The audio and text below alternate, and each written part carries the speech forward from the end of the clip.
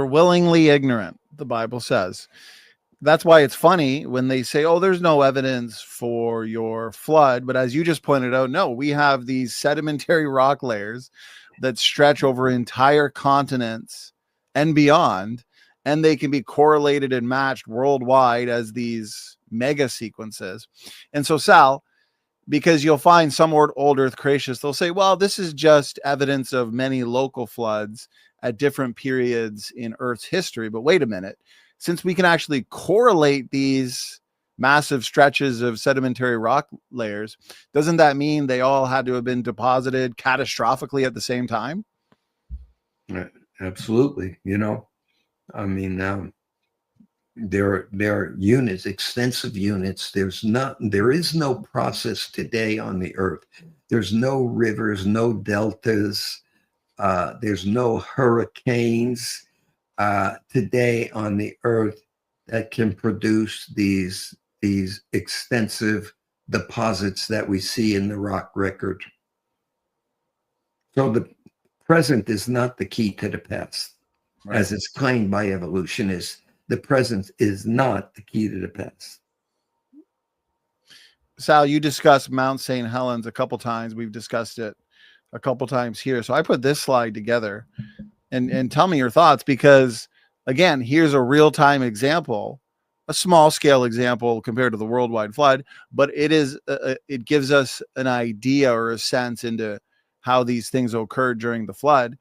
And so this excerpt here says that the Mount St. Helens events only needed hours and months to form the same features found in sedimentary rock layers, but it gives examples of those features. Notice this: sharp, flat contacts between layers, larger particles toward the bottom of a rock bed, cross beds, steep walled canyons, drainage systems, volcanic ash mixed with mud and hardened into rock, just to name a few.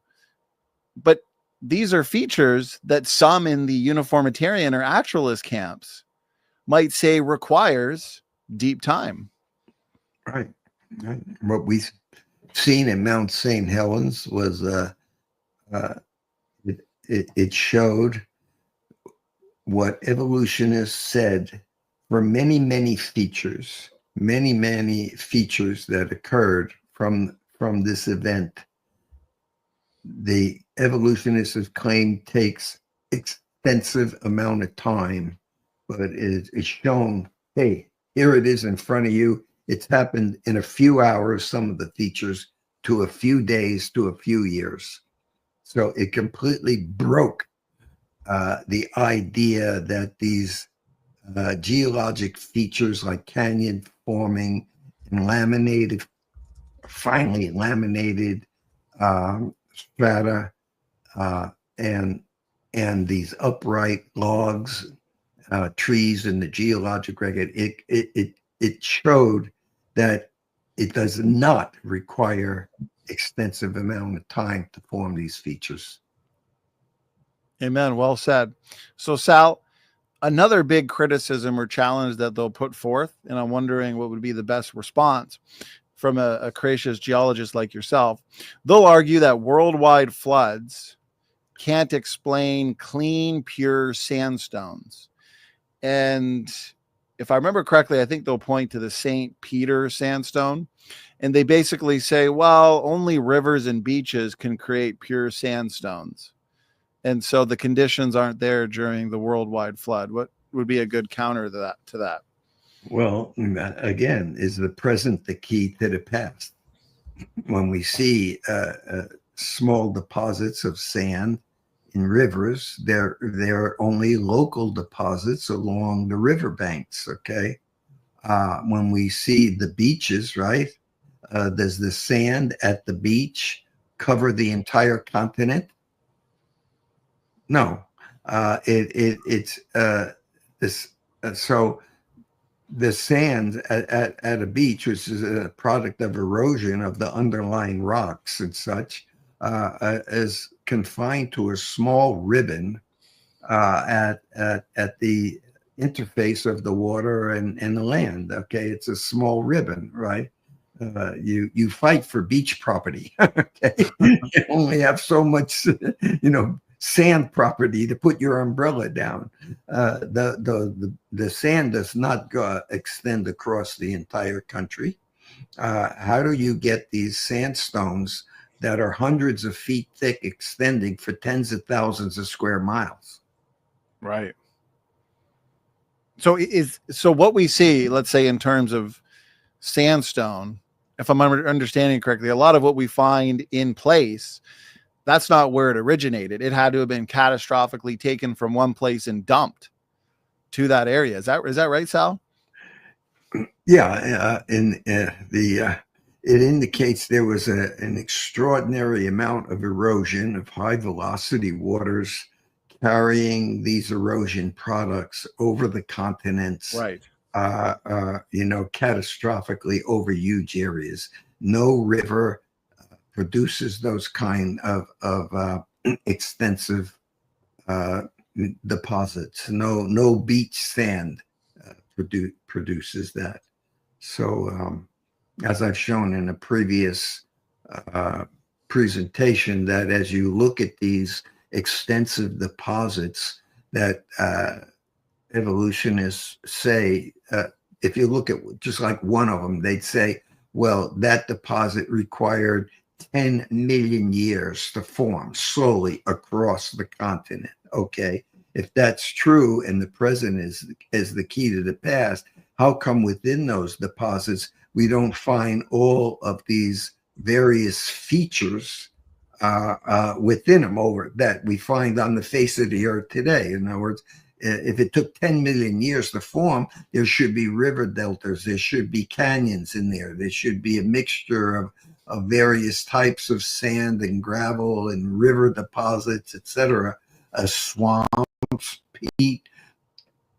In other words, they're uniform lithologic deposits that have no explanation in the present to justify saying that present processes form them. Yeah, I think you nailed it. So sandstone being a type of sedimentary rock made of these sand grains, is that basically just transported at a catastrophic rate through erosion or whatever processes to where we find it? Had to be. It's a process of erosion that then deposits the sand as it falls out but on a scale. It's the scale of it. It's a worldwide scale that nothing today on the face of the earth can even remotely come close to forming a deposit like that. And you have the Morrison Formation that consists of a coarse conglomerate of rock. I don't want to say pebbles or conglomerates. It consists of all different sizes, up to small boulders and everything. It covers like 10,000 square miles. Now, there's no place on the earth that a river spreads out gravel for 10,000 square miles. Something happened in the past to produce that deposit that is uniquely different than anything we see occurring on the earth. So the present is not the key to the past. Wow. We really titled this accurately, Sal. A geologist refutes billions of years. And what I love about this is these are some of what the critics say are the best arguments against a flood. Some would even say irrefutable arguments, but you're answering them sufficiently. These are great answers. And Sal, so another one they'll look to is charcoal. They'll say, well, we find so much charcoal in several different sedimentary rocks around the world. And they'll argue if these rock layers were formed by the flood, we shouldn't find all of this charcoal because fires that burn forests would not be expected to occur in the midst of 40 days and 40 nights of rain. That's their challenge to us. What are your thoughts on that, Sal? Well, I don't know what they mean by charcoal exactly. I know what charcoal means, but we find coal deposits throughout the continents. Again, extensive coal deposits, which are obviously formed mostly from vegetation that is compressed down and layered around the earth. So these coal deposits, some of them are hundreds of feet thick and go for hundreds of miles. There is no natural processes on the earth forming peat or decayed vegetation or layers like that anywhere on the earth today that are as extensive as the coal deposits, the coal seams that we find. And the coal seams are all interlayered with other limestone and sandstone extensive deposits. And so the idea that coal is formed locally in peat deposits is ridiculous. There's no evidence of the root system in there, and the extensive layers of coal are absolutely enormous. It showed that sometime in the past, enormous quantities of vegetation was ripped up, buried, and deposited over tens of thousands of miles in one fell swoop, so to speak, catastrophically buried and compressed.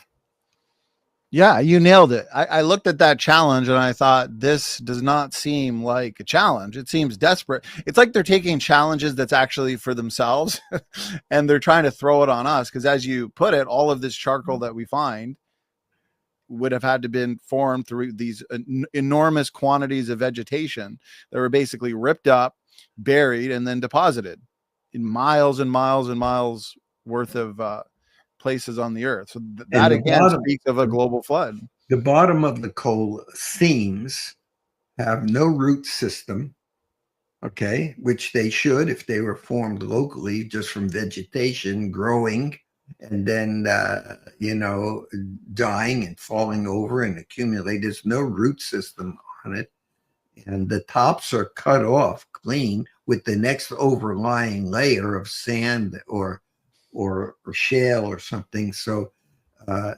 indicating a very rapid deposition of this material, and then it was compressed down. So it sounds like their objection would be, well, how do you form all this coal though if it's raining and water's coming up from the earth? Would that prevent the coal from being formed? Is that what they're trying to say, that the coal shouldn't have been formed if there's all this water? Would that prevent? No, not coal, charcoal. The catastrophic waters, as it invaded the earth over continents, ripped up the vegetation. There must have been a huge amount of vegetation in the pre-flood world, and it just ripped it up and moved it out and was compressed by the overlying sediments. So again, we see a catastrophic process, not a slow process, a local process. They were laid out. Some of these coal seams are absolutely enormous. They go right through from state to state. You could trace them. And so it was buried in the enormous amount of vegetation. Now we saw in Mount St. Helens when the side of the volcano exploded, that water rushed down into the lake there. What was the name of that lake? Spirit Lake. And it rushed up the mountain with such force that it busted up about what they estimate 1 million trees and brought those trees back down into Spirit Lake in one shot of rapidly moving water. Broke a forest of about 1 million trees and washed it back down into Spirit Lake in just one shot. And that's nothing like we can imagine what the worldwide flood must have been like when it ripped up vegetation and trees and buried them. Right, because what we observe in the Mount St. Helens catastrophic event is just a local example of something that occurred worldwide. And what could happen rapidly. Right. Yeah, because I find critics misunderstand us when we use the Mount St. Helens example. From my understanding, charcoal is made by heating wood to very high temperatures. Coal is naturally producing. So what do we have during the flood, Sal? High pressure, a lot of heat, a lot of energy, a lot of volcanism. So I don't see. Yeah, it doesn't take millions of years to produce coal. Like we're brainwashed and deceived into thinking. I mean, we've been making coal now. You can make coal in a matter of a days. I think it takes 1 or 2 days. You take vegetation. I think they put a little bit of clay mixed in it with it. And compress it, heat it up a little bit, and it comes out of the furnace as coal. I mean, and it doesn't even have to be heated that hot. I understand. I think I don't remember what it is. 100 degrees, 200 degrees, not that much. Heat, pressure, a right mixture of some sediment in there, and they've made coal many times in the labs. Yeah. Oh It yeah. doesn't take a long amount of time. Oh, they've made it in real time, rapidly, just with heat, pressure, some energy.